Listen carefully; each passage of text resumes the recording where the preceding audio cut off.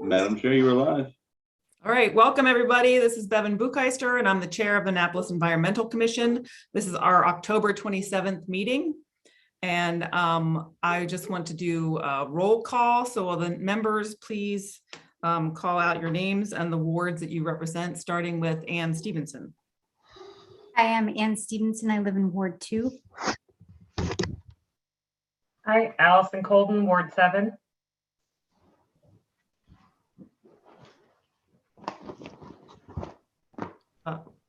Jeremy Henson, Ward 5. And Randy, you're on mute. So Randy Rao, representing Ward East in Eastport. So, okay, 8, I believe that is, yeah. And I'm sorry, I didn't mention that I'm representing Ward 1. Let's see. I do not believe we have enough members to vote on our minutes, so I'm going to put that off, and we'll see if members join us later. So tonight we wanted to talk about some enforcement issues that were raised to the city on a development called Parkside Preserve. It's been started about 2 years ago, and it's a 130 home project off of Forest Drive and near Quiet Waters Park. And the city did use some program open space money to protect forests there at the urging of the AEC several years ago. And we've heard from residents and our aldermen that there was some recent violations or they've spotted some issues, and they've been talking to the city about it. So I asked Jackie Gild, our Deputy City Manager for Resiliency and Sustainability, to give us some insight on the complaints that the city's heard and what the city's done. And then I've asked Mary Mulvihill, who's a city resident and also representing the Annapolis Stand Up Coalition, to explain their concerns and what they've observed, and also Alderman Rob Savage to discuss it as well. And now I want to turn over the moderation of the discussion to Allison Colden. So Thanks, Bevan. So we'll start with Jackie, who will just give us a quick background and history on the project.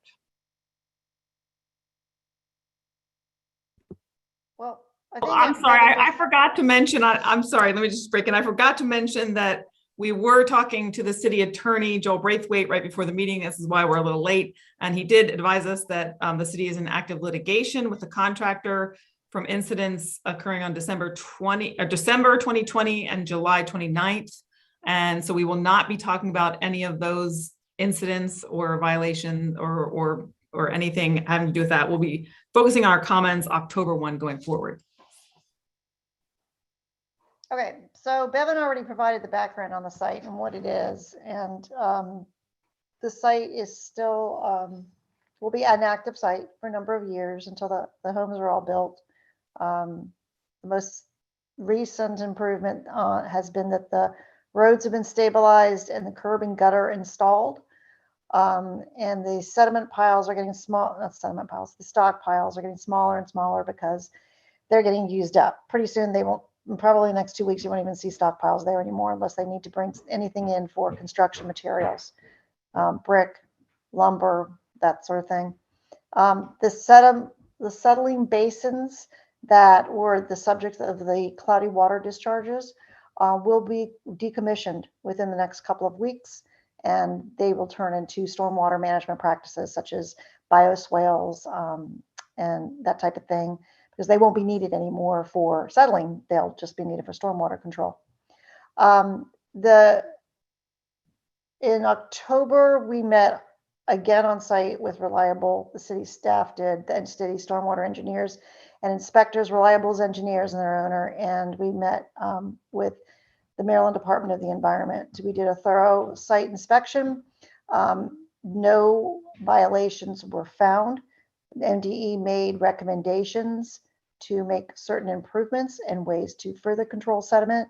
The main topic was the inspection of the sediment basin that was discharging cloudy water. MDE made recommendations and brainstormed ideas to contain the water on site with both Reliable's engineers and the city's stormwater engineers. Reliable immediately went to work to implement those controls. They were told that since they were doing that right away, there would be no violation found by MDE. MDE subsequently issued a report on what their findings were on site. But MDE did say that if the additional protective measures taken with regard to that settling basin failed at some point or didn't work at all, then Reliable must immediately take additional steps to make other improvements there to keep the water on site. So the additional measures were implemented immediately after that October meeting. They were working to keep the cloudy water on site until this past Monday night rainstorm, very heavy rainstorm, and then water was discharging from that settling basin onto Quiet Waters Park, which is county property. So Reliable had now is under an obligation, and the city has given them until Thursday to implement additional controls to keep the water on site. Many of those options were discussed at that meeting with MDE. So those are options that Reliable is looking into right. Well, they're already implementing right now. So by tomorrow, we should know whether they have complied with their deadline. And they most likely will end up having to pump that water into another settling basin. But I can't guarantee that's what they're going to do as far as their control. But they know and have been notified that this is their obligation and they're required to do this. So there are inspections 4 times a week on the site by city engineers and inspectors. Reliable is also required per their permit to do their own daily inspections. Street sweeping occurs twice a day. And I know that the city is doing their own photos. I was out there on Saturday afternoon and everything was in good order then. Now I know that some things have changed since then due to the heavy rain, and those maintenance issues have to be taken care of. There are some issues which the Stand Up Annapolis group sends, which are not violations. They are not, we appreciate their input, and our engineers follow up on them to make their own inspections, and they can get on site and really look at things. But sometimes some of the issues raised do not constitute violations, including some of the, there was complaints about straw not being thrown down in some areas. Well, at this point, when grass is growing, you do not want to smother it with straw. You have grass growing, and that's considered a stabilization practice, and you don't want to kill it. Especially we get, we're already getting into, we will be getting into colder weather when the grass won't grow. So that's the current state of affairs there. The main issue being containment of the cloudy water at the settling basin. I did note on Saturday that rock had been thrown down at the entrance to the site, and Reliable is aware that truck travel will move rock around at that entrance, and they have to continue to supplement that rock. And they have to continue to make sure that there's no mud or other material on the street there. Anything else you want me to cover? No, I think that's good, Jackie. If I can just try and summarize here really quickly, there was a visit by MDE. There were additional practices put in place, which looked like they were working until this week's rainstorm, and the city has given them until Thursday to rectify the maintenance issues associated with the latest containment problems. Right. Oh, and just to addition, we had kind of raised the issue of whether we would add flocculant to that pond so that the very fine particles, clay particles, would adhere to it and reduce the cloudiness. First of all, that's an application process to MDE, which we can't even guarantee how long that would take. And the sediment basins will be decommissioned within the next couple of weeks. So it's kind of a non-starter. But also, I have, instead of Director Johnson, have questions and uneasiness with applying flocculant to that water and perhaps causing further environmental problems from whatever is contained in that flocculant. So we'd rather come up with some other solution rather than introducing some other foreign substance into that settling basin. And then I just have one clarifying question. I watched last week's Environmental Matters Committee meeting this afternoon, and in that, I think you said that MDE did find a violation with respect to the settling basin, but maybe tonight I thought you said that they did not find any violations. So Oh, I was referring to the other on-site conditions, which they had already taken care of before MDE got there. The city had we had a 3-hour meeting ahead of that MDE visit. So I think on Tuesday we had the meeting with Reliable, and during that meeting, we discussed all of the necessary maintenance issues that needed to be addressed. And so Reliable had taken care of those before MD got there. So when she did her walk, she did not find violations because the city had already required issues to be addressed that were addressed. Now, we were talking about with regard to the settling basin, she said that cloudy discharge off site, it has to go off site before it's a violation. Stays on site, it's fine, they take care of it. But she said, however, she was not going to issue a citation because Reliable was there with her trying to address it. So if it goes off site, that's when you have a violation.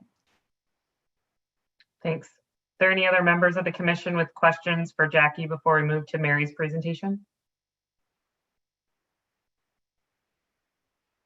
All right. Thank you, Jackie. We may circle back around to you with other questions as we move through. So Mary, welcome.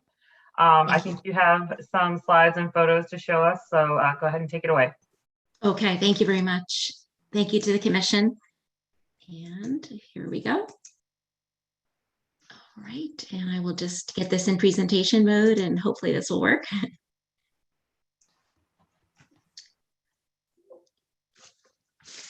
Okay, and apologies, I haven't done a Zoom presentation in a while here. So I'm here tonight, Mary Mulvihill. I reside in the Beechwood Hill community, which is shown in this GIS map. This is the current GIS map that you'll get if you go to the Anne Arundel County Watershed GIS application. And this is showing us the grading site. I can't say exactly what date, but if you see at the northern part, you'll see Quiet Waters Place. So let me see if I can actually use a pointer here, just to give you a sense. This is my community, Beechwood Hill. And my house is right here. So I have 3 levels overlooking the grading site. So I literally have a bird's eye view of the grading site. So our community has a white fence all along where I'm having my cursor now. So we are directly affected by all of the sediment, off-site sedimentation through especially airborne dust that's been happening since the grading site work began. We also are regular users of Quiet Waters Park. We are very proud to have the ability to walk out of a gate and we just walk down a path and we're into the park. And I'm a member of Friends at Quiet Waters Park, for example. The other community shown here that's very affected, that's a member of our coalition, is Annapolis Neck Road. I'm drawing a circle. There's about 5 homes right there at the grading site. And if we follow our eyes all the way over to the left, we're going to see Foxhall Lane, where I'm now showing the cursor, and that's the Hunt Meadow community. So in short, I'm here also to represent the Annapolis Stand Up Coalition, which launched on October 6th of this year. And we are a coalition of citizens from the adjacent communities I just mentioned, Beechwood Hill, Annapolis Neck Road, and Hunt Meadow, as well as citizens, many who are members of Friends at Quiet Waters Park and the Annapolis Neck Peninsula Federation. And so as we look at this, we all are aware that this grading site work is taking place in a very prized piece of property that I think one thing we can all agree that we all want to have good stewardship of, because this grading site borders the gem of our city and county, Quiet Waters Park, right in the middle of the grading site in an area where no work is permitted, where I'm drawing now, are very unique non-tidal wetlands that are literally the key filters for stormwater runoff and to help keep water clean that's going to run through ephemeral streams into the park and then discharge into Harness Creek and into the South River watershed. Also, you'll notice on the left where my cursor is, Parkside Preserve with this green outline. Well, that's also our property, our city residents' property. Those were the 22 planned single-family homes that with program open space funds, taxpayer funds, the city of Annapolis acquired and put into an easement that is preserved for perpetuity for recreation eventually for Annapolis city residents. So we want to protect that area. That is city property. And that's another gem. And so as I just advance here, we also want to remember, we can all agree that we want to protect our watershed. And this grading site lies in two critical sub watersheds. And I'm just showing you through the GIS map, I'm drawing this blue line across the grading site. And this is showing us the boundary. Everything on the left of the grading site is Aberdeen Creek subwatershed. Everything to the right of that blue line over here on the right now is Harness Creek subwatershed. And all of the sediment that's been airborne and deposited in my Beechwood Hill community, we are a private community with our own stormwater pond, a detention pond. All of the cars that are being washed, all of the residue coming off our homes from the pollution off this grading site is getting washed into our stormwater drains, and they feed into our stormwater detention pond that directly discharges into Back Creek. So that sediment is affecting the Back Creek subwatershed of the Severn River. So there's a lot of watersheds affected by what's been happening. And as I move forward, I just also hope to bring us on the same page. The Annapolis Stand-Up Coalition recognizes when you look at the organizational chart of the city, you have the citizens at the top, and then you have the city council, and then you have the mayor and all the departments. And so the citizens, we expect our city code to be enforced. And I just wanted to put us all on the same page with the purpose of Chapter 17 of the city code that is relevant to what we're talking about here tonight. And that's relevant for the citizens of our coalition and my personal community, Beechwood Hill. And I highlighted three things in yellow. The goal is to minimize soil erosion and prevent off-site sedimentation. And how do we do that? We use soil erosion and sediment control practices, and these are designed in accordance with key state standards. And I'm going to talk quite a bit. Our coalition is really focusing on especially 2011 Maryland standards and specifications, and I'll mention why. Number two, these are minimum requirements. So we're expecting this developer, as a steward of the land that they have purchased, as land that is in such a critical area, as I just outlined, for our city and our county and our state, and you could say for the world, because the South River watershed that this is in directly discharges into the Chesapeake Bay, and that is a world-class watershed. So these are minimum requirements that we expect this developer to meet. And in the October 10th Capital Gazette front page article, the developer's spokesperson mentioned that they're going to go above the minimum standards going forward. And I also highlight, no person shall allow and no landowner shall permit any work to be performed which violates this chapter. So that's a mandate that we expect the city government to uphold. And we as citizens, we have to stand up when we see that's not happening. And sadly, that has not been happening sufficiently. And so that leads us to where we are. I'm just going to put us back to where we were before October 1st. This was a September 30th drone photo of the grading site. And just to remind us, if you please will look in the distance, that's the South River, the water that we're seeing on the left and the right. That's our Quiet Waters Park. On the upper right northern corner, that is leading to those very pristine wetlands that are not to be touched, and I won't talk about that. And we also have our new park our new recreation area, those acres that the city purchased are off on the right. But what we have here is we've had a grading site, and while I can't go back much in time, let's just say that since I've had my eyes on this grading site off my 3-level home overlooking it, the stockpiles were not stabilized per Maryland and city code. These roadways that are all bare soil are not still to this day stabilized per Maryland code requirements and city code. And you had sediment coming off of this site in violation. So where are we? Let's fast forward to why our coalition formed. It happened rapidly based on what happened on October 5th and October 6th. I apologize for a busy slide like this, but I just think it's helpful to remember. Number one, on the left, we had the city DPW Director Johnson issue a memo to the developer and contractor specifying 8 conditions. And on page 2, it said, quote, "The city expects that the developer will complete these improvements by close of business on October 8, 2021. All methods used to address these items will be required to comply with the MDE Erosion and Sediment Control Manual Guidance." That is the 2011 manual that is right there in the Chapter 17 purpose statement I had in the code. And as citizens, when we saw this reference, this was the first time I had heard of this manual. I would have had a very different experience as a citizen with this grading site if I had dove into this manual before October 5th, that I dove into it. And I can just tell you, it's right in our code.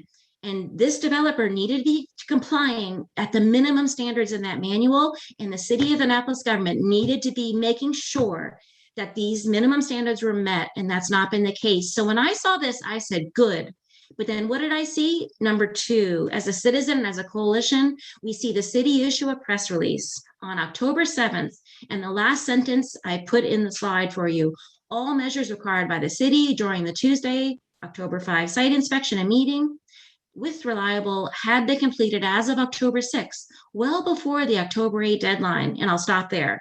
So you see the sequence here. The memo was issued after that on-site visit with the developer. Contractor, the city issues a press release, and I'm sorry, I'm not being facetious here, but basically congratulating the developer for finishing 2 days early. Yet the coalition has eyes on this project. We're taking photographs, and not all the conditions were satisfied. So we decided we're going to launch a coalition. It's time to stand up. The trees can't speak, the habitats can't speak, the wetlands can't speak. Our homes and our property that are being polluted with the airborne sedimentation off of this grading site in violation of those standards cannot stand up. And so we issued our first inspection report based on October 10th photos, and we've issued 6 to date. We'll be issuing another one this evening into the wee hours. And our findings were presented to the City Council at its meeting on October 11th. We released these findings. And we also testified, and we found that 4 of the memo conditions indeed were not satisfied as of October 10th. And I can say to this day that we still believe through our visual evidence that the damaged shoulder, memo item number 3, is still not done. Straw, not shot over stabilized onsite. No, it is not. Memo item number 2, straw is not over all unstabilized onsite roadways. Memo 3, all soil stockpiles. These were not fully strawed when we did our October 10th inspection. We do believe now this is satisfied, and all of the stockpiles do have reinforced silt fencing. So that is now satisfied, but it was not as of October 10th. And last, equipment storage areas closest to Annapolis Neck Road and the main site entrance needed to be fully stoned mulch, that is fully stabilized, and there is not to be any heavy vehicles parked on bare soil. Well, those are still not satisfied today, and they weren't on the 10th. We also turned to this manual, and I just hope everyone gets familiar with this manual. I think that this should be required training for this commission's members, if I might humbly suggest, and for any citizen group that's involved. I'm a certified master watershed steward. I'm going to recommend to the Watershed Stewards Academy of Anne Arundel that perhaps we set up an action group that's available to do the third-party monitoring that our citizen coalition is doing, because these are minimum standards. And when you dive into them, lo and behold, you find there's actually minimum standards for stockpiles, and none of this was being done. I can't speak about before October 1, but since my eyes have been on this site, basically, and you saw in that drone photo, stockpile stabilization was not being done. Oh, and lo and behold, dust control provisions, mulching, vegetative covers, regular irrigation with water. This is just dust control. This is not to stabilize heavy use roadways. That's good to know. And what we've really been focusing on is, as the coalition, what we're concerned about is our coalition members, especially Annapolis Neck Road citizens and Beechwood Hill. We are right on that Annapolis Neck Road. We have some 20 trucks coming every day, going in and out of the entrances, and there is a huge amount of dust that is just put up just by entering and leaving a site. But they're leaving and entering a site and only going on bare soil roadways. And so the entrances need to be stabilized. And why is this important? Well, let's go back to the image of the grading site.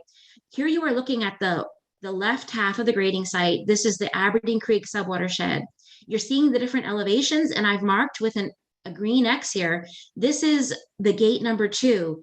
This is less used now because they've actually just in the last 8 to 9 work days, they have put down what's called cement soil, and they're preparing, as Jackie Gild helpfully mentioned, to start doing, more, even the next step, I guess, heading towards paving.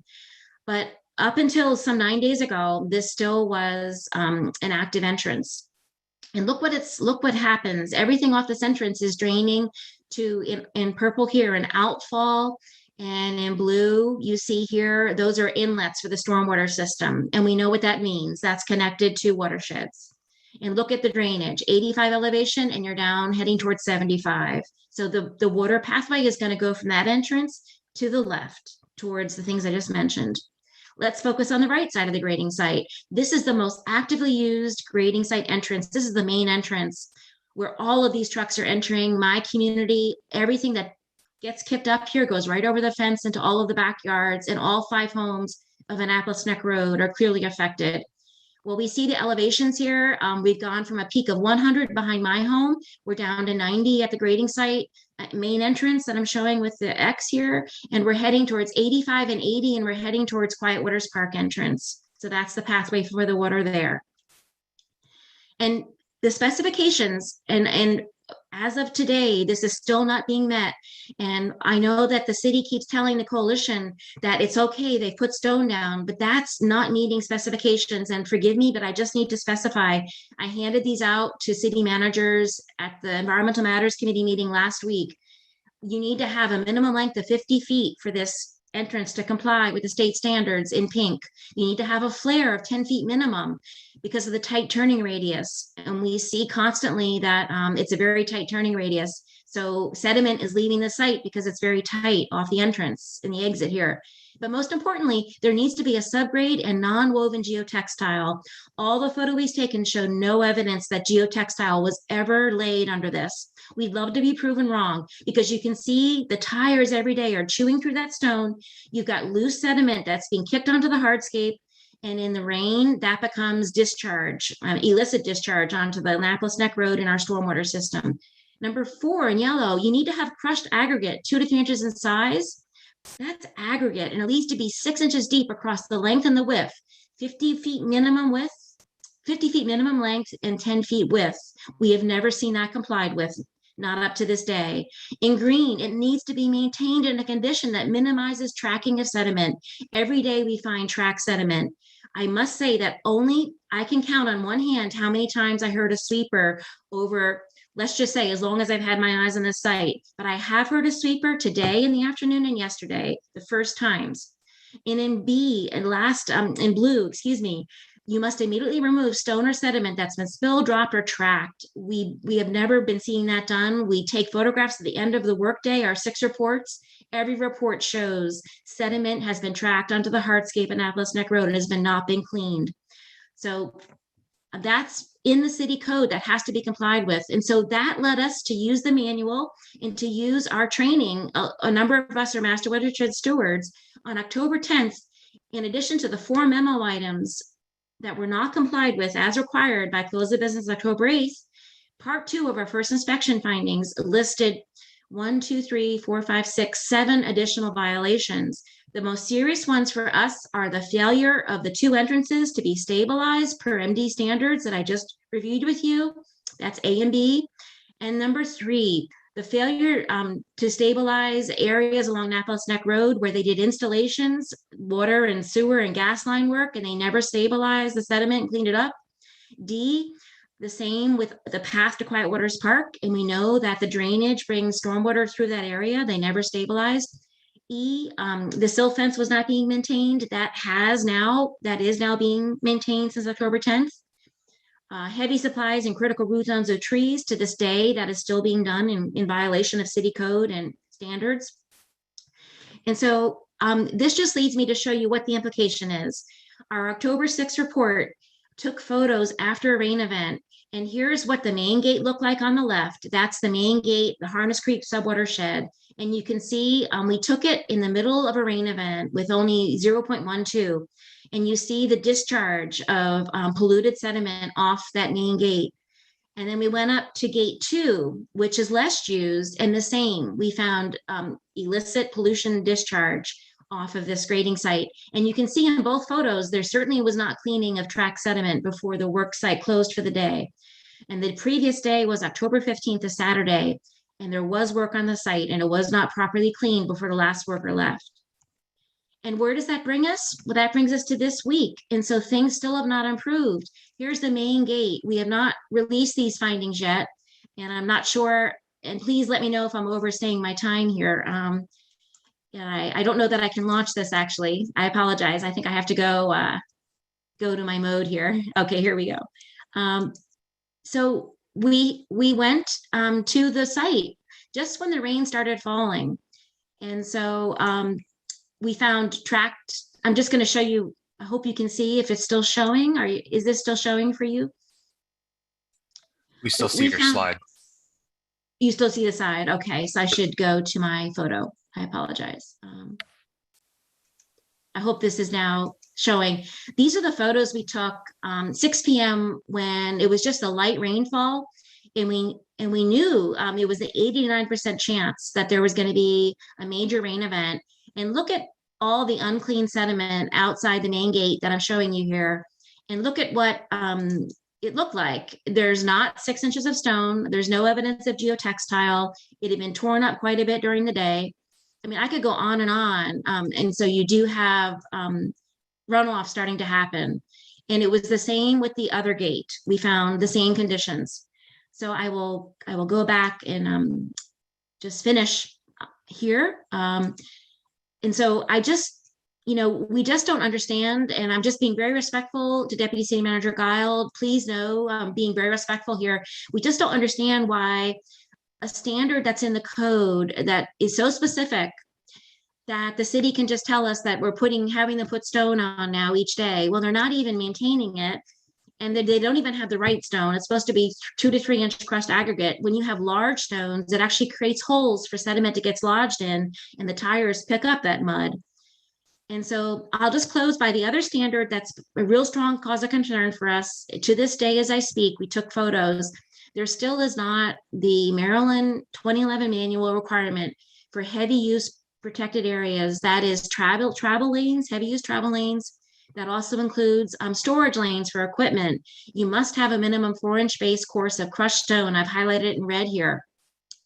And it actually specifies that you only would be using other suitable materials like wood chips or non-woven geotextile. That's kind of like an exception. So it is permitted, but there's nothing here about spraying water to be a heavy travel lane stabilization. My community has lived since my eyes have been on the site with not one heavy use travel lane on the current active side being stabilized. As of today, it's still bare soil. And that turned into mud again Monday night and Tuesday morning. And all of the equipment that was going on off the site today was being tracked mud off the site. I took photos this morning of that construction gate. And so let me just summarize. This is the grading site from a drone image. All of the lanes marked in red still are not meeting that standard for heavy use travel lane stabilization. And this affects my community that you see Beechwood Hill. The main north to south lane that goes all the way to the problem sediment basin, that's used every day. There's some 20 to 25 trips happening, kicking up bare soil. The east to west lane that I've marked just to the middle, that is still bare soil. And the lane closest to my home in my community that is being used now actively to move soil to deposit in what's called now a residual basin for just stuff that's going to eventually go away. The areas that you see on the rest of the site, yes, actually cement soil was put down in the last 9 to 7 days. So yes, that is accurate, as Deputy City Manager Guile mentioned, but everything in red still is not stabilized. And they sprayed a little bit of water Monday, a teeny bit of water only on the part that I'm now going to show you, because I was home and I was watching the site all day. Only this area was sprayed with water on the non-stabilized area. I have no idea why they did not spray the main travel lane, but that is not a permitted way to stabilize. So that would have just been a dust control measure. And this is what it looks like. This is just to give you an example. This was October 16th afternoon, just one truck moving, this blue truck. That's the main north-south travel lane. And this is what it looked like before the rain event. And I'm going to close here because I know I'm overstaying my time. And I know I have to go real quick. So let me take you to what we're showing here. This is what the unstabilized traffic, this is the day of this evening rain is going to happen. And this is just one truck. This is all bare soil. It wasn't stabilized at all. This is a reliable truck, a little pickup truck. Look at all of the dust that's kicked up by that. This is what the site looked like. This is the plumes. You have a truck that moved from one stockpile to the next, unstabilized. Another truck leaving. This is my deck all day long. And so this is really a concern for us. And I'm sorry, but the city, the coalition strong believes the city is not correct. You cannot say that putting water down on those lanes is stabilizing. That is not a permitted measure. It needs to be that aggregate or mulch or geotextile or something. I'm going to close by just saying my recommendation is, as Mary, as where I've ended up at this point, you know, I want to be part of the solution. Our coalition keeps saying that we want to be part of the solution. I think something is happening. Look at our grading permit that this developer / contractor had to do. I think something happens when that grading permit is issued. There's some disconnect. The whole inspection regime of the city, the inspectors, they don't appear to be trained with a punch list that matches what was approved. And they don't seem to have a punch list that corresponds with this basic 2011 manual. This is the manual in our state code, in our city code, that is the required standards and specs for all soil erosion, all sediment control measures. Why aren't there punch lists that our inspectors are using? Why are we as citizens finding these things? And maybe it goes back to the disconnect I'm finding now that I'm probing. Look at what this developer got approved. Sediment control measures, a stabilized construction entrance, and it has each, I've highlighted it. Look in section 31, once again, a stabilized construction entrance is A. And look at something I forgot to mention. Look how it says with mountable berm. I forgot to highlight that. Those entrances need to have a mountable berm. It actually needs to be a hump they go over. I believe it's to help shake some of the soil off. Neither of those entrances ever have had a mountable berm. Yet it's right there. They agreed to it in the permit and it was approved. Why isn't this followed through in the inspections? And lo and behold, look at this in 19 of the grading permit. You need to have your staging areas in yellow, I've highlighted, your heavy use areas and your travel lanes must be delineated and mechanically stabilized. It's only allowing wood chips to be utilized with special approval. So mechanical stabilization, something that's very concrete. And in blue, you must have adequate stockpile areas. And look how it says 20 feet away from traps shall be wrapped and reinforced in a super silt fence. Since my eyes have been on this grading site until after October 5th, there were really no silt fences around most of those stockpiles. So I just think that this is showing there's a huge disconnect. And last, the problem, the sediment basin in the southeast corner that is doing a discharge of polluted sediment, or let's say suspended solids, into Quiet Waters Park. Look at these really specific provisions. Are we sure that our inspectors, our city inspectors, have been checking that all of this was done? I really think we need to dig into this because this was in the grading permit that they submitted as an application that was approved. And I'm going to stop there because I've overstayed my time. But in addition to the unauthorized discharges into the park that we reported and that Deputy City Manager Giles mentioned that happened and were detected Monday morning, we'll be issuing in our report tonight that we also found discharge off of the other basin that's near the mulch stockpile. We found discharge today coming out of that. So that obviously was also a problem in the rainfall. I'm going to stop there because I feel like I've overstayed, but our coalition is concerned because we know now we're informed citizens. The city code and the state code are not being followed. And we believe our citizen coalition findings are correct, that some of these very specific things are not still in compliance on the grading site. And I just want to end by, let's remember, this is a system. If you've got failed soil erosion controls on this grading site, then you've got offsite sedimentation. So if you have plumes of dust coming off those stockpiles, that's going into that sediment basin that then is very cloudy and is discharging suspended solids into our park. If you've got an unstabilized travel lanes, since ever I've had my eyes on this site, you saw all the dust that just one little pickup truck, that green truck, that's all going into the air that our citizens are breathing on the adjacent communities, and that's going into the sediment basin. That's been the problem. So I just want to say that I think the system failed. After the grading permit was approved, everything was not aligned to ensure that this worked properly, and it's a system failure. And we want to be part of the solution, the citizens of this coalition. Thank you. Thank you, Mary, so much for that presentation. Hey, And hey, I have to jump in here and just say one thing. Well, we thank you for the presentation. Some of your information is outdated. Some of those things have been rectified. There was an inspection today. We'll get more information. I speak to Director Johnson at length every day and asking him, do we have new field notices, new violations? What needs to be done there? And what you don't know, and you can't possibly know because we can't spend 24 hours a day putting out information. We put out a lot of information and try to be as responsive as possible. But I'm not required to respond to you within 5-10 minutes or every single day. And I'm doing what I can to get the information from Director Johnson out every day. But I just want the commission to know that some of your statements are incorrect. They're not all up to date. We have inspections every day. So we will get more information out to you. Keep sending pictures, especially if you find things from outside the fence line that are discharges from other sediment ponds, which I did not know about. The rock at the entrance to Forest Drive, I spoke to Director Johnson about that yesterday because they did excavate and fill with gravel and compact, but they did not put the CR6 rock down yet. He told me he did not know if that was done yesterday, but that would be inspected today.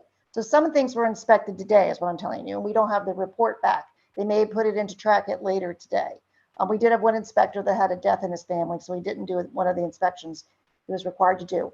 But I have to say, I never said that spraying water was a stabilization practice. I said that they also did that as an additional measure for airborne sediment control. I did say, which was completely excluded in one of the stand-up Annapolis reports, that soil cement stabilization had been done for the roads. So we can't pick and choose what we're going to say in those reports.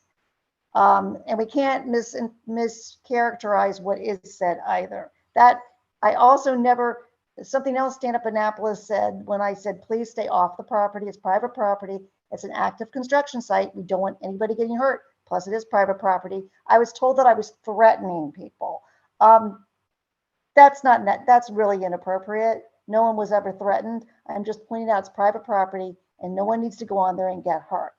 And I've been on that site quite a few times. I ask a tremendous amount of questions of our stormwater engineers because some things that look like, well, should they do this or should they do that, are actually not required or they are in compliance.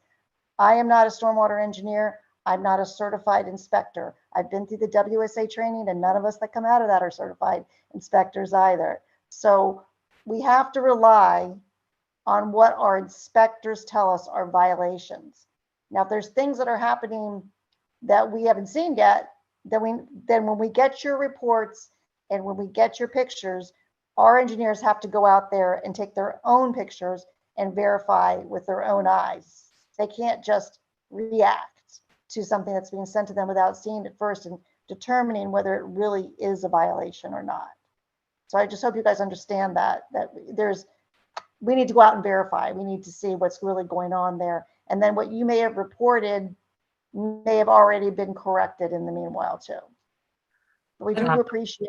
Yeah, I want to jump in and just say that, that people's, emotions do get hot and people get frustrated because, they expect the city inspections to be, on time and doing a good job and catching a lot of these violations. But I've been on this commission for 8 years, and enforcement of sediment runoff from development has been an ongoing issue with this administration, the previous administration. It's very frustrating to residents and citizens and environmentalists when we see all this investment we're making to clean up and clean up the local waterways in the bay, and then to watch all this sediment running off, and to know that our millions of dollars we're spending to clean up the bay is just getting erased right there. And so I also wanted to tell Mary, this will make her very happy. Those 2011 MDE sediment and erosion control guidelines that you're looking at are under revision, and actually DPW started working with MDE 2 years ago. We think they're outdated. They don't reflect current climate change conditions. So you'll be very happy they're getting stricter very soon, probably by the end of next year. And Director Johnson and I earlier this year started talking about how to revise the city's own sediment and erosion control and stormwater control code provisions. Because This will we can make modify ours the- stricter than just this. stricter. And the Yeah. point is to make them more consistent and to support the effects of climate change we're seeing now. The kinds of storms we're having, the intensity, the volume, the frequency, and Director Johnson agrees that they're outdated. We started talking about this in May, and just really wish we got them done quicker, but that is a project for DPW for this fall, and this whole Parkside Preserve development is, I think, will light a fire under them to make that one of their top priorities for this fall. But it does seem like that that residents have to complain and raise a stink every time we see, heavy rainfall. And we know it's happening, and we see that site that's near our house, and we see those unstabilized piles of dirt that are going into the project, and then we know they're going to run off, and it's not stabilized before the big rainstorm, and we see the big plume, and we don't see any violations, or we don't see any. I mean, we don't want. I mean, fines. We don't want fines. We want it prevented in the first place. Right. So Right, it just that's seems what I like say, it's this constant need for citizen activity to point it out to the city and nudge the city and get them to do things. And also, I think Alderman Savage had some comments. I mean, I've walked sites with him where he's pointed out all these violations, and we have to point them out to the city, and then the city comes and says there aren't any violations anymore. They're doing everything perfectly. The inspector is doing everything perfectly. So it does seem to be this It's rub. not- Constantly. I think they understand it's not being done perfectly, and Director Johnson is making changes within his department, and we've added another stormwater engineer so that they can help with the inspections. That we had an inspector that was completely, it was way too much for one person, and one stormwater engineer. And also, to Mary's question about a checklist, that is something that Director Johnson a few weeks ago did say he needs his inspectors to have the checklist and file it with every inspection, and make sure that the developer also knows what the checklist we're using, so they know what we're checking, and that way we can document it, what's being checked. We can document it. It's not being filed on Track-It right now. So there'll be and there'll be something that the public can see as well, that the inspector did do the inspection and check the certain things that need to be checked off. And, so there are changes being made, at this time within DPW and how inspections are done to make them more thorough. It looks like Jeremy has a question, maybe for Mary or maybe in response to Jackie. Go ahead, Jeremy. Yeah, just a couple things. First, Mary, thanks for the presentation tonight. It was really helpful to see all the pictures and everything. And I bet the developer had no idea they had a watershed steward as a neighbor when they started this project, but they certainly are aware of that now. So great work. I think I was also wondering then if we could get a copy of Mary's slides sent to AEC members. So Mary, if you're able to send those to Bevan, maybe she can send it out to the rest of the commission. I'd appreciate that. The other thing I wanted to ask was for Jackie, who had mentioned sweepers earlier. I think maybe even before Mary started her presentation.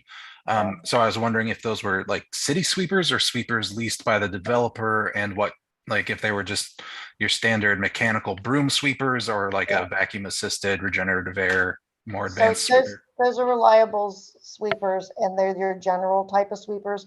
Part of my discussion with Director Johnson yesterday about the street sweeping, since it is happening twice a day, and that's been going on for a while. So Mary, you may not just be seeing or hearing it, but what Director Johnson and I talked about, he said especially the edges are not getting swept as well by that general sweeper. So he may, what he suggested was the use of a air sweeper, what you call a vacuum sweeper, I guess, but an air sweeper, which would pick up more of the fine particulate. Yeah, exactly. That's why I was asking, because maybe they could be sweeping, but especially when it's damp, it's not, picking up all the fine particulate. Some of it's left on if the anything, road. broom sweepers can help remobilize a lot of those finer particles. Sure. So Yeah. a vacuum or regenerative air would be a lot better. Okay, I know we want to give Alderman Savage an opportunity to comment on this as well. And I just have a couple other questions, but I'll turn it over to you first, Alderman Savage, for a couple minutes of discussion. Okay, thank you. Yeah, and in terms of the sweeper, and I've already mentioned this to Jackie, but twice a day is not enough.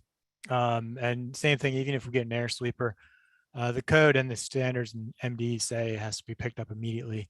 We used to have people, when I used to do these inspections for the city and others, you know, we'd have people stand out there with brooms all day, or they'd have somebody on a bobcat with a broom all day, especially if they have trucks coming in and out like they do at this site. But I do want to acknowledge, I mean, Jackie has worked her butt off on this. This has taken up all of her time, and a number of us, it's happened, it's taken up all of her time, and we would be in a much worse situation if she wasn't working on these. And she has gotten us into compliance, but I think it's often come out of compliance just because, you know, she can't focus on this 100%. And the problem is ultimately we have to figure out how to get Public Works to give this the attention that it needs. And that's kind of the key question, because we started off, you know, saying Public Works started off saying they could only enforce what's in the plans, and I had to correct them on that because the plans just set a floor, they don't set a ceiling. And it had to point out in the code that the city code clearly says that they have to comply with all the standards and specs and so on and so forth. So I think we do need to clarify reliable. This is really a bad actor contractor. They've polluted elsewhere. Out in Wall Chapel, they built the Wall Chapel shopping center. It was on I think it was a big quarry, a pit of some kind, and they filled it in with fly ash, and they didn't put a proper liner in there, and they contaminated an entire aquifer out there, and that plume of pollution is working its way through the aquifer. And that actually, they had faced, I think, many fines with MDE, there were lawsuits. And, you know, we also with Fusco Key School Fields here, Annapolis Golf Course County, they had issues that water it's in the county, but the water was flowing into my ward, into the city. And so we had same issues with reliable, just not doing what they're supposed to in terms of following best practices, and not just best practices, but simply what's required, period, in the code. So I want to share my screen for a minute and show the MD, and I can certainly send this out to folks as well. This is the, can you see this report? Okay, so this is the MD report, and I do want to, I think while Jackie's right in the sense that for the most part, the site was brought into compliance through her hard work. When they came out here overall, so right here, that says the site was in non-compliance. Alderman and- Savage, can you just make it a little bit bigger? Just that toggle, that little yeah, there we go. button on the Does that bottom help? there. There you go. That's good. Yeah. Yeah, and so then if you scroll down here, it says, with respect to the above complaint, the following violations of Environmental Title IV were observed, and this is the big one: allowing continuous turbid discharge from the sediment basin to leave the site. And this is the whole point where it's clearly stated in the MDE standards and specifications. And this is my whole point to staff and Public Works all along, is that you can't just, because what they used to say, and I can show you next some of their, well, probably don't need to see it, but in a number of the city inspections from Public Works, they would often just say, well, muddy water is washing off the site, but it's going into an approved sediment trap that's in per plans. Yeah, you know, that's right. The trap's in per plans, but the point is they weren't doing everything they could to minimize or stop that water from getting polluted that was going into the trap and ultimately off the site. And this just clarifies, as MD said, and I said, you know, that they have to keep looking to do additional things. And they mentioned here, pumping sediment water from elsewhere, look at removable pump stations, putting up temporary berms and dikes, yada, yada. A lot of things they could do, including stabilize more areas, which they weren't. And so I'm glad that MD came out here and clarified that's the expectation for a contractor, but also the standard that our Public Works staff needs to adhere to. Unfortunately, they are not still, and I will prove that as well. But if you scroll down, they just go on to list some of the specific suggestions they had, which was stabilized. Many of them Jackie already mentioned. But they also go down to the end. They list violations of their other permit, specifically the Mpds permit. And you'll see these. So the violations they had is failure to transfer the permit correctly, but they're required to notify MD whenever there is sediment leaving the site, and they did not notify MD. I don't know if they did this time or not either. We'll find out. I have been talking to MD. Failure to request plan review to respond to the sediment leaving the site. Number 4, failure, kind of what I mentioned before, failure to go above and beyond approved plans. And so that's the standard I think it's important to keep in mind here. I can certainly share that with you. I'm going to share this other presentation here. Hopefully you can see this. So a lot of these photos, I'll skip ahead, but the point with some of these early photos going back to October 10th is just to show, even after the director gave his orders on the 8th to fix all these things, to fix construction entrances, they did not do it. Pictures of the construction entrance not in condition. Silt fence was in bad shape. Storing heavy material under tree lines, can't do that. It goes on and on for days. The inspectors, to make a long story short, the inspectors miss it, say everything looks fine, or they'll notice a few things here and there. I'm going to zoom forward. This is one of the construction entrance. You can see there's a big rut, but it shows they didn't have it installed per plans. Picture of the dust Mary showed you. But this is the most recent incident, and this is the pollution going in right into the Quiet Waters Park. I'm on the Quiet Waters Park Trail, and so we had the rain event Monday night. This is Tuesday, and because I was off Tuesday because we had our council meeting till 2 a.m. But anyway, we were watching. So I went out to the site 11:30, took pictures, saw all this, and took pictures of the site too. And you'll see stockpile not stabilized. Again, the director and MD said that stockpiles need to get stabilized, not done. Construction entrance still not maintained. Look at all the dirt you can see. And this is a day when they did not have a lot of equipment coming in out of the site. Mud at the entrance. This is the travel lane that was in one of Mary's photos right along the front of the site, not stabilized with aggregate like the details require, or like the director required. See the ruts of mud through the travel. It shows that there's no travel lane. If you can see ruts of mud, that means there's no aggregate. Steep slope, no stabilization. This stabilization getting washed away, not maintained. Swale here going through the site. No swales have to be stabilized with erosion control matting. That wasn't done. Stabilization not maintained on stockpile. I mean, the list goes on and on, but this is the pile that was washing into the sediment trap into the park.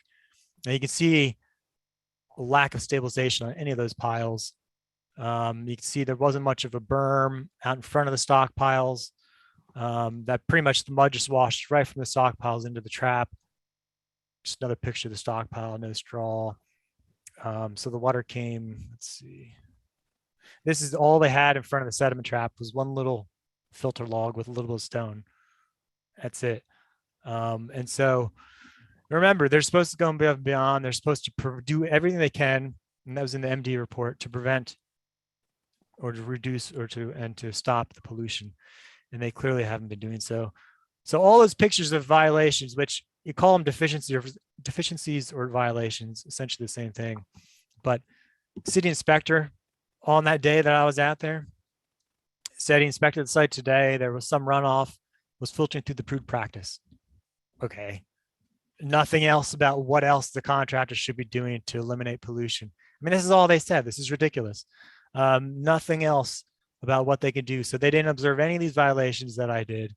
I didn't look above and beyond anything. This is ridiculous. So again, I was out there 11:30. Nobody was out there on the site doing anything. What they should have been doing is 8:30 in the morning, taking a pump, pumping the water to one of these other sediment traps, or pumping it through a filter device. And they weren't. And Jesse Iliff was out at the site today and said the muddy water is still running out of the site. And we haven't had rain since Monday night. If they were dewatering this trap like they're required to, this wouldn't have happened. Yet, no mention of fines, no mentions of anything. Another city inspection today. This was just posted. All they did is mention adding more filter logs, installing stone outlet structure. And they finally mentioned water in the trap will be pumped to another trap in the future. In the meantime, this sediment pollution has been happening for 2 days now. This is just ridiculous. It can't get much worse. And even after we had this big blow up in Environmental Matters Committee meeting, they said everything was going to get fixed. And so no mention in this city inspection report of the need to stabilize travel lanes, no mention of stockpile stabilization, no mention of construction entrance repair. So this is just, and I don't know what else is going to take at this point. That's one of the reasons why I wanted to come, because I think the city, specifically Public Works, need to hear from other folks if this is a concern to you, because clearly these practices of Public Works needs to get changed. They're insufficient. We're having this awful pollution continue to happen at the park. Hey, Thank Rob, you. I'm going to see what in the future means. If that means, that should mean that that's what they're doing right now. I'm hoping that's what it means, and that it was just bad wording. But that's what I thought that they were going to start doing immediately, and that's why they had until Thursday to do it, to get the pumps in. And Yeah, well, and that's we verify that for you. Yeah, sure. And that's one of the frustrating parts, Jackie, is like when I was out there at 11:30, I saw 2 guys walking around. One of them may have been the city inspector. I don't know. 2 guys walking around, nothing else happening on the site. No sense of urgency, right? If this is me when I was inspecting, I would have slapped stop work order, open a business and said, you guys can do 0 work. You have to respond to this. I'm going to fine you every single day until this is done. What's the city do? Nothing. And we've got 2 days worth of pollution going into the park. Yeah, I don't think they issued a stop work order, because what MDE told us while we were there was that if the water continues to discharge or what you do fails, then you must take action immediately. And they said, are you going to fine us? They said, no, as long as you're taking action. So I think that's why there wasn't a fine issued for that. But let me see if they're actually pumping that up. I'm making a whole list of things based on Mary's presentation of the things that, some of the things I noted that were already taken care of in her presentation, but there were some new things. And then some of the things you said, I meant to get out there. See, I tried, you guys might see a black pickup now and then, Mary, that's me in the mornings and the evening coming by, but I didn't get out there before it got dark tonight to look. You shouldn't have to, Jackie. I know, but this I'm is trying only to look. this is only a part of your job. It's really Public Works should be out there doing this. I was giving them the benefit of the doubt. I waited 24 hours to raise a stink because I wanted to see if they were going to catch these things, if they really fix things like they said, in terms of fix their processes like they said they were going to do. Right. Clearly their inspections are still deficient entirely. There's no way to argue otherwise. If this doesn't get resolved, then I don't know what else we need to do. Maybe sue the city for not adhering to their laws. I just don't know. Well, if I could just express to Jackie appreciation for all you're trying to do, but that's why the Citizen Coalition, what are we supposed to do? Are we supposed to, because the inspectors are not catching these things and we care, we're stewards. We're literally, citizens that want the land stewarded well. And I was out there today, 8 to 9 a.m. There were 5 workers over here and there on the grading site. Nobody was at the sediment basin, as Rob indicated. It was discharging. It's all the way to the equipment storage area at Quiet Waters Park. It's all the way to a hardscape that's basically the access road. And then I was shocked. I didn't have time the other day. I walked over the mulch pile sediment trap is discharging as well. So, I don't know. I guess we want to be storage areas discharging. The discharge has reached all the way to the hardscape of the Quiet Waters Park maintenance parking lot, which basically their parking lot. Okay. Yeah. But I guess I just want to say that I just want to be on record. The coalition did not at all send a communication to you saying that you were threatening us. I did see a couple of citizens respond, but please know that was never a coalition sentiment or statement. We're staying off the grading site, but we have a vantage point, and we're seeing a lot of the photos that Alderman Savage showed a few minutes ago in the first part of his presentation were coalition photos. Mhm. Okay. Um, Yeah, some of Bevan, these did you- things were issues that I went over with Director Johnson, and he said should be addressed today. But that, I don't know if that report reflected everything that was noted today. So I'll have to touch base with them again tomorrow on it. Could I just clarify, because the coalition does want to be positive here, but the city code, and maybe Alderman Savage could help clarify this 2011 standards and specs, I mean, it's good that they're going to be perhaps updated, but this is the standards and specs. This is such an easy thing to put in front of a developer and say, you must do this. And are we wrong to be asking for just that minimum to please be done and applied by the city with this developer? You're not the bad guys, it's the developer that's not doing the minimum specs, and we can see the detrimental effects. Mhm. No, you're not wrong. And it actually causes more work for the staff when they have to, issue citations and do follow-up inspections and that sort of thing. So the MDE guidance is what goes into their site permit requirements. That's what we base our site plan requirements upon. But we can, if that what Rob was mentioning earlier was in the city code, it does say that if the site plan was required by the site plan does not work, it's not performing the level of sediment and erosion control that we're trying to attain, then we can require the developer to take additional actions. So the additional measures that we have required of them are not something that, we're out of line to require that's permitted by the city code. I'll let the commission ask questions, but I think this is why the coalition continues to call for a stop work order. It seems like that's the only thing that'll get the attention. And how can you have a perimeter that's so deficient? I mean, the soil erosion measures are not up to minimum standard, and then the sediment off-site sedimentation measures are not all along that perimeter of Annapolis Neck Road. And now the Quiet Waters Park border clearly is not functioning properly. So how could work continue under these conditions? As citizens, that's really where we are and where we've been since October 10th. Thanks, Mary. Bevan, did you want to have a question and then we can wrap this discussion up? Oh, sure. Yeah. We do need to wrap it up and move on to our next topic. But I just wanted to throw it out there and ask the commission members if they wanted to suggest an action for the commission to take. We could write a letter to the city asking for more training for inspectors. Alderman Savage, you can suggest things to us too. We want to be solutions oriented, but this does seem to be a perennial problem that we just see over and over and over and over again on a lot of these big construction sites. So is it the training for inspectors, or is it, obviously this checklist is an easy thing, and it looks like Director Johnson's already going to implement that, but should we send a letter to Director Johnson, to the mayor, CCing you, Jackie? Does somebody have a recommendation for AEC action on this?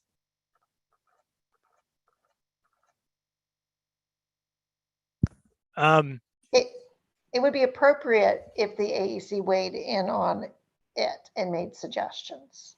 Mm-hmm. Yeah. I mean, that's one of your functions. Yeah. Mm-hmm. Yeah, absolutely. And I think something that could help actually just occurred to me is the council, we're done, right? For the most part.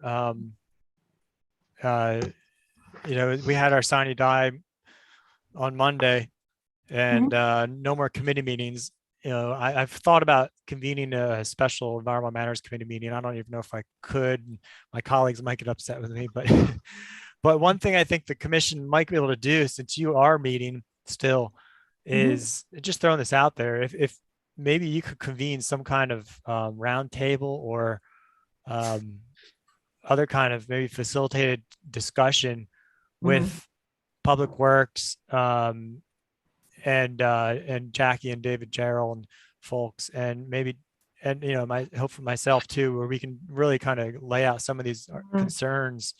That might be a nice thing to do, because I've been trying to figure out how do we get this message across. They don't always respond to my emails because take the tone wrong, and and we've had issues where there have been shouting matches, not with myself, but other environmental folks and staff, and so that might just be one good way to do it if we could do it in a positive way, or at Right. least some Solutions-oriented. facilitated, mediated kind of Right. way. It might be good. Right. And we don't want to be attacking staff. We know, Yeah. they're overworked and they're trying to do the best they can, but how can we help them do a better job?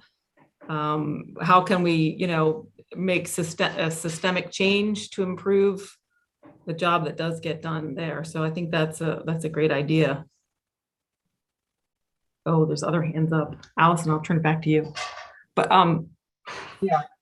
So I would just say, with respect to, I like the roundtable idea. I think maybe one outcome we could try and get out of that is legislative recommendations for improvements there, as well as process improvements. Obviously, this is not the only project. We've got several other big development projects coming down the pipeline with Providence Point. Maybe Chesapeake Grove will move forward. We don't know. And so, this is something that I see as an extremely high priority, not just for the purpose of Parkside Preserve, but it sets a precedent and it shows other developers how the city will respond to bad behavior. And so I think it's really important that we react strongly here. And I think I would support a letter, whatever other supporting information the AEC can provide and expertise that we can possibly provide, because like I said, I see this more as precedent setting for the upcoming projects that are already in the works. And we don't want to jeopardize those at all. I know we're over time, so I'll just throw this question out there and maybe ask staff if they could follow up offline. But one other question I had is, does the city's issues with enforcement open us up to any sort of liability or, litigation, frankly, from the county? This is polluting public county land, county park, or possibly from MDE, or even some sort of violation of program open space dollars that were used to preserve that area. So I would just be curious as to whether or not there should be any concerns around that. Thanks.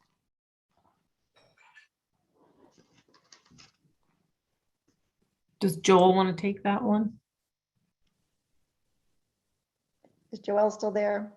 Oh, I don't know. I think he's there, but we have a limited response. I will say about MDE, we have our Mpdes permit, and those types of, that program is delegated by the state to us.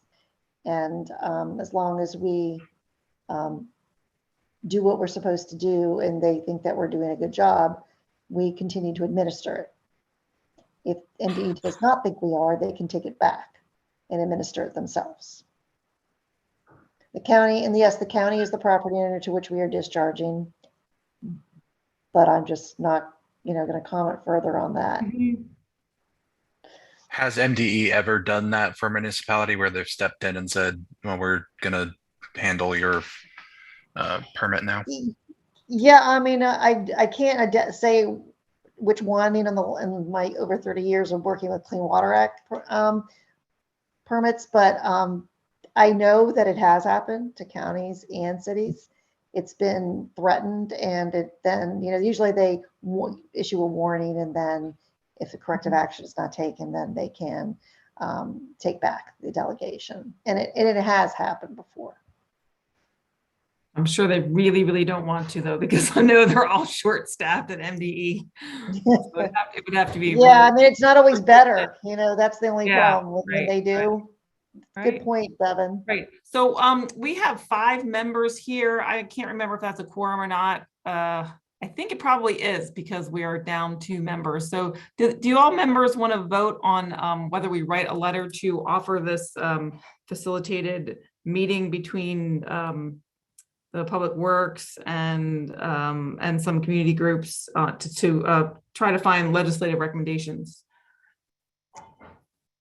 So I'll Are you put that on talking, the but let me meeting. clarify, are you talking about just a Parkside Preserve? Or are you talking about in general? No, we're talking about in general. Yeah. Yeah, I mean, because you know that, you may not know that, but Director Johnson in doing, going forward with his sediment and erosion control and stormwater code revisions is planning to involve Yeah. the community in that. Right. And this might be a precursor meeting to him diving into it Right. if you wanted to do it now, because I think his planning was Public Works was going to work on some revisions and then put it Right. out to the public. Right. I think this is If you're- separate from revisions to the code, because the problem is we have good code and we have good laws and we have good specs and standards, but they're not getting enforced. You know, our point of view is they're not getting enforced, and what we've seen over and over and over again, not getting enforced to the standard that we'd like to see them enforced to. Yeah, and Jackie, I think if at all possible, I think it'd be good to get those revisions to the commission, but also to myself for as chair for Environmental Matters before they're released. As I think if we can get some people's input before it's released, that'll help with buy-in. And yeah, maybe we can, you know, have this meeting and then, you know, offer our help on that too, but. I But just I'm had asking you I had one. whether, Go ahead, Randy. Okay. Go ahead. Were you saying something, Jackie? no, I just want to clarify what Bevan is suggesting. You suggesting that we do this facilitated meeting now before Public Works starts working on the code revisions? Or it can be during. I don't know when I don't know where they are in the code revision. They but haven't started yet. That was a fall Right. project. Yeah. Yeah, but I think this is a larger than the code revision. It's I mean, that can be part of what we offer to help out on going forward, but I think sitting down with them and figuring out some process for legislative recommendations for process improvements and enforcement improvements would be the point of this meeting. Especially as Allison mentioned, we have we have Providence Point coming up. That's a huge development that's been, you know, it's been in big contention for over a decade and looks like it's going to be approved soon. And then Chesapeake Grove as well. So I think it's the enforcement issues we want to focus on in that meeting. So, I mean, we're not taking a position, but I would like to get the, we're not taking a position on an issue right now, but I would like to get the input from the commission members, whether that is something that you would like the commission to do. So we can write, well, let me just put it out there and have you all respond to that. Cool. I was just gonna I just had about 5 different notes or recommendations, I guess I got here. One would be one thing that makes me think about is what other issues may exist. And I think somebody else has mentioned that that we may be overlooking or maybe overlooked as it relates to what you know, also low-income communities in Annapolis. So just want to look at that maybe, and like you said, the suggestion of a round table, a facilitated discussion. I think bringing people who are residents in those communities to the table to sit on those panels, I think is also maybe a good thing. 2, maybe some type of leadership analysis that AEC could do that would look at I think I heard some other people say just who's in charge of what, so we can try to get ahead of the balls versus kind of a reactive response, which, as we all know, in this type of environmental field, it's not going to be the best. And then 3, maybe some type of situational analysis, and that could be through a letter, like Bevan was mentioning, that AEC could have sent to the major stakeholders. And then also, I think it'd be neat to really focus on what outcomes we want to, you know, what outcomes that we're desiring from a census as a consensus on what happened here and how it took place and what happened.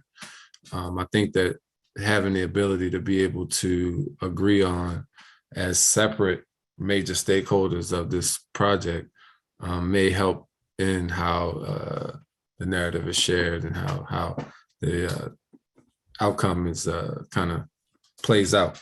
And then also maybe what type of indicators that AEC could put in place that to assist developers when they're newly awarded to develop in the city, whereas we can maybe have them come in and we can talk with them before some of that work really gets to be started, and aligning them with different community organizations or different people, and kind of foster a relationship between the developers, us, and the city to maybe help connect partners and connect different organizations like WSA.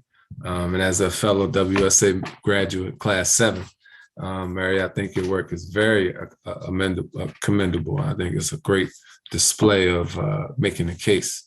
And, you know, that's very important in the work that we do. So, and then lastly, just having some measures readily available on the AEC site also may be another option there so that we can see things. Right. So we can kind of energize or activate other communities, and like having the manual, the stormwater manual on the AEC website would help other communities, you know, be able to tap that information. I think that's a great idea too, to get communities and the developers to sit down together and have the developers understand that we are going to be watching what they're doing. We're going to be complaining. We're going, you know, so let's just do it right to begin with. I think it's a great, all really good ideas, Randy. Yeah, I think those are all good. I need to run, and I just Okay. suggest, like Randy and Bev and everybody, I think those would be good things to put into any kind of report or letter or memo, whatever you want to put out. But I think those are all good ideas. Yeah. But if anybody has any questions, you can always get in touch with me. So take care, and thank you all.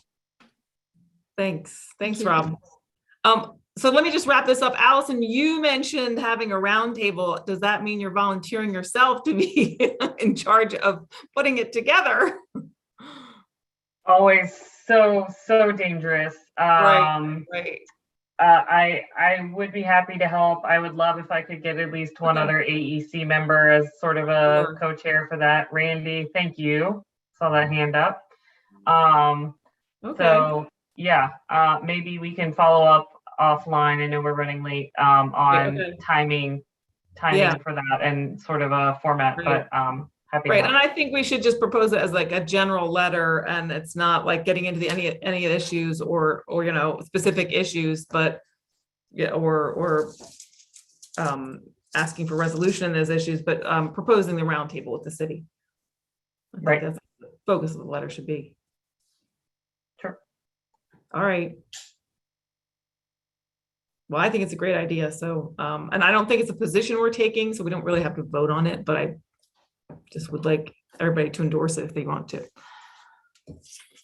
Yeah, I like the idea of suggesting a meeting, and when we get to that stage, I'd volunteer to help maybe with some of the planning aspects or just Great. that. But yeah, and then I think after that there'd probably be another letter or something. So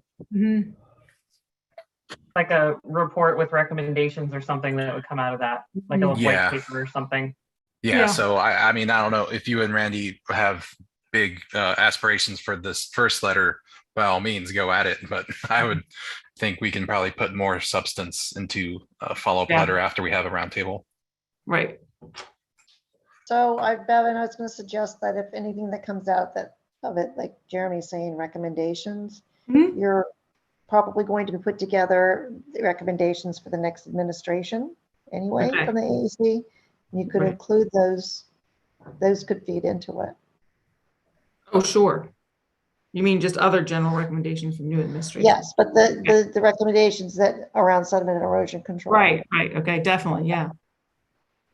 Okay, all right, well, that sounds like we have an action on the table, and I guess Allison, you're gonna write the letter? All right, great. Work with Randy on it. Okay, good. Thank you, And then- Allison. Thank you, Randy. Yeah, thank you, and thanks Jackie for the discussion. Also, and thank you so much, Mary, and we'll keep in touch with you, and probably anticipate inviting you to the roundtable as well. Thank you to the commission. Yeah. So let me turn it over now to our next topic. And this is the last one we're going to have for tonight, and we will close out at 9 o'clock. But our next topic is our Justice, Equity, Diversity, and Inclusion, or JEDI, efforts that have been led by Randy. And I wanted to give Randy the rest of the time to address a memo he's been working on with the commission and get us up to speed on the other activities. And also we had talked earlier about whenever anybody comes across grant opportunities, make sure you send them to Randy, because he has a listserv of over 200 people that he feeds grant opportunities to. So Randy, let me turn it over to you to talk about the memo. I'm just going to be real brief and quick because thankfully some of you all have already responded in some way or shape or form about the memo. So thank you for everyone who has responded in the Google Doc. But basically, we're just premising it around raising awareness around environmental justice and how it relates to some of our more vulnerable communities, and prefacing it around the tornado that took place not too long ago that kind of impacted some of our low-income communities who are still struggling to kind of bounce back from that. And so if you could, just between, I think maybe a deadline of maybe next Friday, maybe, just go in there, check it out. I can put the link in the chat if you want. I can share my screen and take a look at it, whatever you like. And we'll try to get that approved by individually everyone on the commission, and then we'll just send it to, I guess, the mayor and his council and staff and such. There was a question about what types of formal public partnerships that we wanted to kind of premise in the memo and get more specific on that. And I do think that there are some that do exist, like such as the Chesapeake Research Consortium, as well as maybe the EPA or even the city office and DNR right on Taylor Avenue, and then the Hall of Archives have also expressed interest in a partnership for diverse environmental internships and scholarships or opportunities and things like that. So also, like Bevan was mentioning, I do have a little listserv that I've been working to give out, and it's basically sharing out different internship opportunities, programs, graduate programs, some bachelor programs, as well as some different opportunities for professional development or even news dealing with the environment. And so if anybody wants to be on that list, let me know, I can add you. And if you want to be involved with that as well, sharing out different grant opportunities as well as a part of that listserv. So if any of you all come across different things that you see, feel free to throw them my way, and I'll be sharing them out to these large groups of people.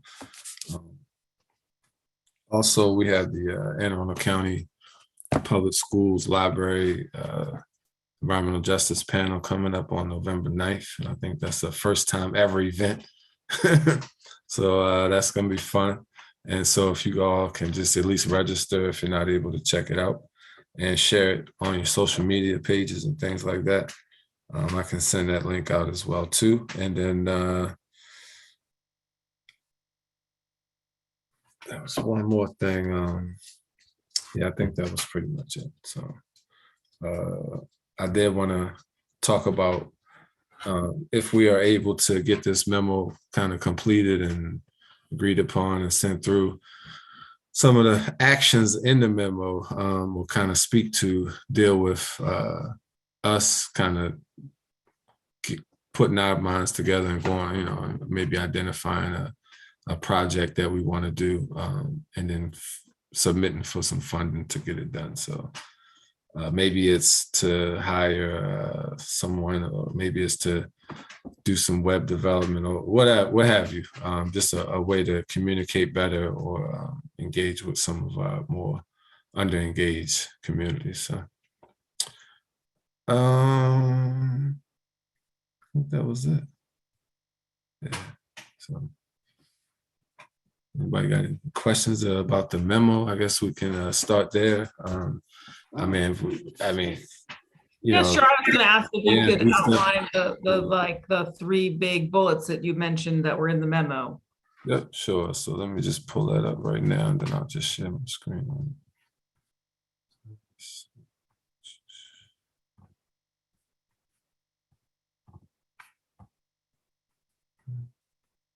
Anyone see that?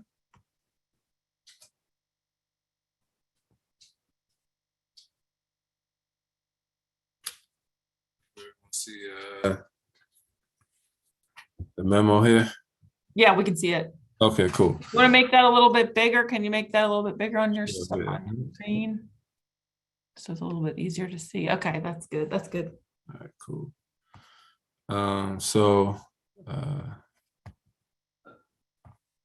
basically, we were, like I was mentioning, we were trying to send a memo that would basically not necessarily force any type of action, but just maybe encourage the thought or encourage the possibility of conducting or coordinating with environmental restoration and enhancement projects and partnerships with more underserved populations, and then also creating different mechanisms for getting community input into environmental issues. And it seems like even with the Hawkins Cove, a part of that funding was engaging with the community. So having the ability to create almost like a community practice of residents and citizens that can give their input from a community standpoint as it relates to how they feel about what's going on in their environment throughout the city, I think would be a really cool touch that we could, kind of foster as a way to give some meat to that, kind of manage it a little bit. And then lastly, also to kind of form different relationships to maybe and again, we that as the commission wouldn't actually be doing any of these things. We would just kind of be involved with directing or recommending or giving kind of passing information from organization to others to kind of bridge some of those gaps where some of these resources exist as it relates to scholarships or jobs or job training, internships, community advocacy projects like tree plantings or trash cleanup projects or different projects as it relates. And then also the business development opportunities as it relates to, like, say, for example, entrepreneurship for tree planting. Today we had a site visit for one of the tree planting awards that we got for replanting in Arundel for 56 trees. And that should be fun. And then we also had one set up for 100 trees for the Arundel Rivers Federation and at the county fairgrounds location. And we also recently got a award from Chesapeake Bay Trust to do outreach and engagement similar to the one earlier this year to provide the 5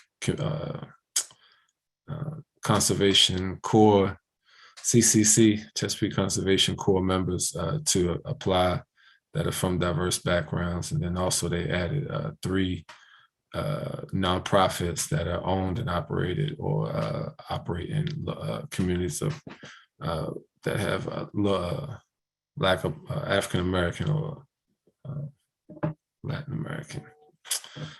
So just a bit of an update, but here is the. Does anyone have any thoughts about the flow or the statements here, or what exists here?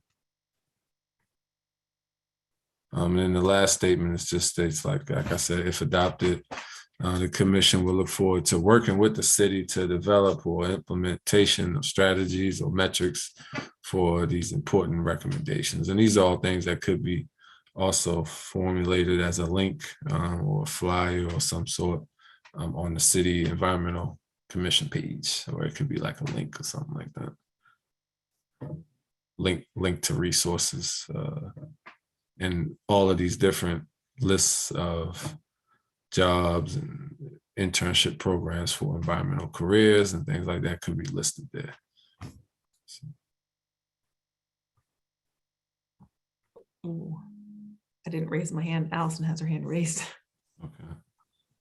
I just want to say thank you, Randy, for your efforts in putting this together. I think you did a great job sort of consolidating and summarizing what our giant list was before into these core topics. So thank you for doing that. I think the key point is really the last sentence. Right now, I think these are broad and appropriately broad at the stage that we're presenting them to the city. But I really like your suggestion and that there's actionable information at the end where we want to work through this with the city, not just hand off these recommendations and walk away, but really work with them to turn this into specific action items. And the one thing that I added here was really to having some, transparency around what these actions are and what the outcomes will be. So I think that ties back to your implementation strategy with metrics. So really, I just want to say kudos and thank you, Randy, for all your work on this. I think it's looking great. Thank you very much, Allison. Thanks. And yeah, so, again, this is a combination of several of our thoughts and ideas. So the whole idea around it, again, is to basically to nudge a few minds and ears that, hey, this is what is to come, or we're trying to make to come, and we're trying to go towards this direction of kind of doing these types of things. So that's pretty much it. Yeah, it looks great. And we did have that more detailed, specific list that we can get into, once we start discussions with the city and look at that list and see what is doable in the long term, short term, and maybe what's, a little too pie in the sky for them to do. But yeah, looks great. Okay. All right, so the action is everybody is supposed to look at this by next Friday, Randy, or was it this Friday? What was the date? Next Friday. Next Friday is what, the 5th, November 5th? Yeah. Okay, so all edits due to Randy by November 5th, and then you are clear to send it off to the city. Okay. And who are we sending this to in the city? Are we sending it to I guess the city's administration, or the different directors. mayor? Yeah, and then council, I guess. I'm not sure. I can't remember what we had. Was it just the mayor and his staff, or the mayor and the council, right, or both? I think the mayor and the council, and then CC Jackie.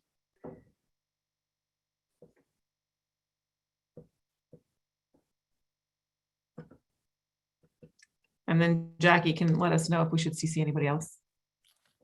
Cool. Thank you, everyone. And turn it back over to you, Bevan.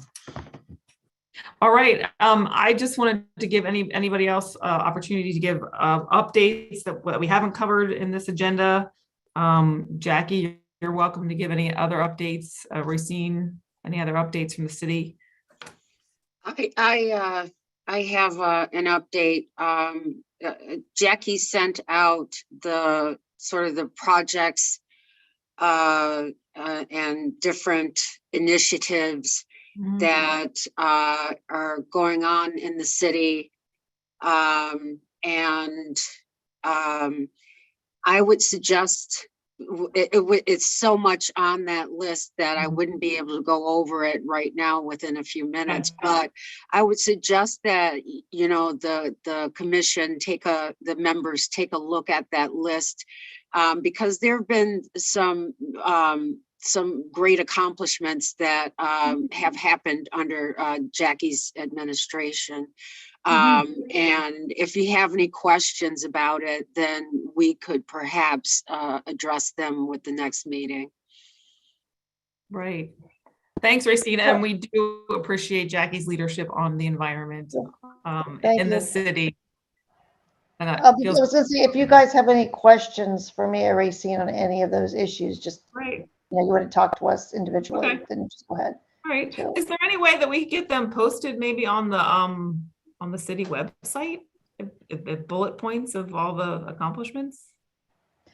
Yes, we actually need to work on we've never developed a resilience and sustainability page. So within the city manager's office, we need to do that. On our list of things to do. So we would like to put those on there. And I will be, I just let you know, I will be next week, Monday, Tuesday, and Wednesday. I will be speaking on a panel about resiliency financing. And they particularly want me to address our resilience authority. So I'll be in San Antonio. It's an Association of Defense Communities conference. And our contractor, we're working with Stantec on our resilience study for as it affects Annapolis, Anne Arundel County, and the Naval Academy and their mission readiness.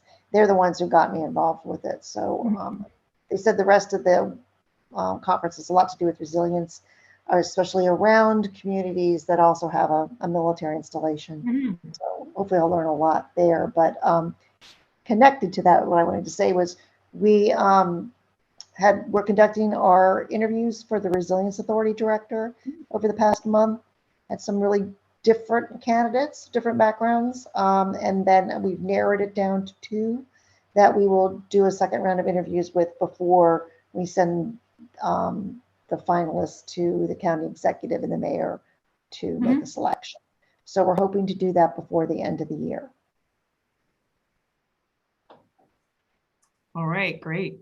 And the last thing was I sent to you today, Bevan, a flood resilience plan that the Office of Emergency Management is working on. And it also, it's a website on the city, a page on the city website. It already exists. I think it's called www.floodresilience plan, and you can get to it through the city website. I was on the hazard mitigation work group meeting with their yesterday regarding that plan and the web page and with their consultant. And I asked them if it was ready for input. And they said, yes, we would love to have the environmental commission's input on the web page. So if I sent you the link, Bevan, if you want to send it out to everybody, and we can just, you know, if you want to feed comments to me, and then I can send them to the consultant that OEM is working with. All right. And that's something we can just individually provide comments to. Right? Yes. Okay. Yes. All right, great. And then also we had some emails back and forth with Tom Smith, and he had asked for AEC comments on, was it Providence Point? The application for that? Yeah, on the site plan. Yeah. Okay. So we'll have to take a look at that. And he, you know, could be more available with notice for another meeting. Yeah, right. And maybe we'll get him for next month's meeting to review that. There is the forest conservation plan is going to be heard. There'll be a public meeting on November 10th at 9 a.m. 9 a.m. Right. Yeah, I know. Okay. All right. We'll make sure we get some people to take a look at that and chime in at that meeting. All right. Any questions or comments for the good of the order? I have one additional comment. Thanks. I corresponded with Hillary about the status of our 2 openings on the AEC. As far as I understood from her response, there are no current applicants. They won't be considered until towards the end of November, but she plans to sit with the mayor then, and then the city council, when they reconvene, would be able to review nominations for the board. So now is the time for us to contact our friends and neighbors and contacts and ask that they might apply so that we have some potential candidates for our open positions. But it doesn't sound like there's anybody waiting in the wings, so we got. Oh, okay. All right. That'd be great if each AEC member could get one person to apply, because we do have a few. What's the deadline for that, to get that person to apply? It sounds like things wouldn't happen for another month, so I think we have a month to make that happen. But Jackie, I see you. Well, Okay. they won't look at anything until after the election, and Right. that's why. So there's no deadline, Randy. You know, that's kind of a rolling thing. There's always Yeah. people that submit, but we do have 2 open positions. So I would say get them in because we like to get them filled, and the Right. council will take them up. Were there And the- particular wards that we are lacking right now, or are they just at large? I forget. I think, are we missing Ward 4? Bill or- is probably, well, let's see. We have 1, 8, 5, 5, 7. And what ward were you from?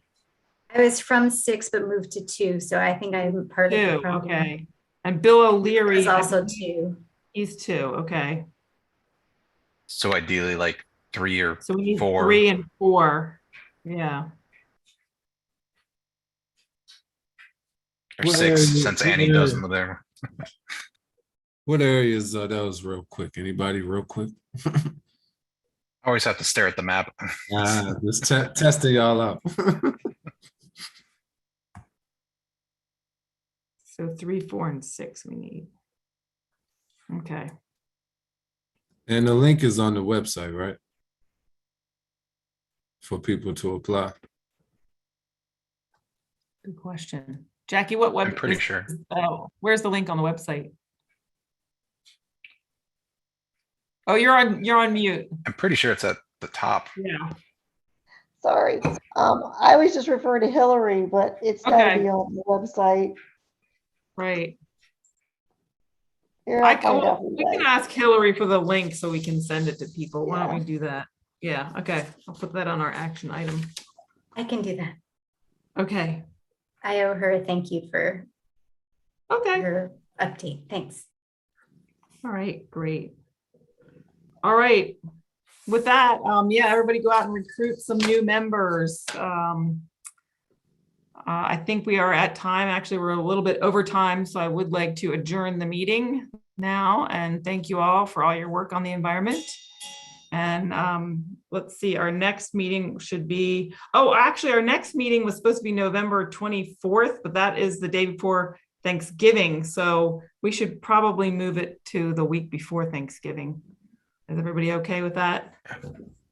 Okay. All right, so that'll be the 17th. So November 17th will be the next meeting. If you can And get it. that, yeah, and that I Yeah, do we have, have to. we have to check with that, but we'll get in touch. That'll be our target date. Julian's gonna Okay. have 9 meetings going at the same time. Oh, okay. All right. Yeah, if the council isn't meeting, maybe there's a time slot that might open All up. right. Or something. maybe we can do it at 9 o'clock in the morning, like the other meetings. I'm only kidding. All right. We'll find a better time and let you all know. All right. With that, thanks everybody and have a